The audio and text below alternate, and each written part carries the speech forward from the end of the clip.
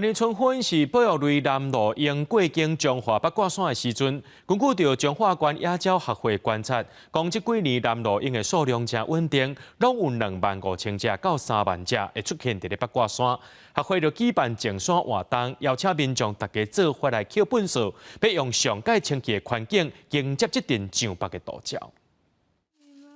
一人一个粪扫袋啊，开始伫路边捡粪扫，一困仔的时间就满满一袋。这是彰化八卦山观赏南路鹰的所在。彰化野鸟学会特别伫春分，鹰仔要来进前举办净山活动，邀请民众同齐摒扫环境。本来的对环境是只有兴趣的，那想说进山比较少参与到，所以就想要带孩子来一起进山，也为环境尽一点心力。分头伊是有内底有1万支的迄个纤维，一只鸟若食落去一丝啊一度，会窒息会翘起。所以，迄个分头啊是最重要的，袂当乌白蛋。今年3月开始到清明左右，是南路鹰过境台湾上北经过八卦山的时阵。彰化野鸟学会观察南路鹰已经30多年的时间，要了解这阵大鸟出现停留的时间有啥物变化。彰化八卦山脉其实是愈来愈稳定，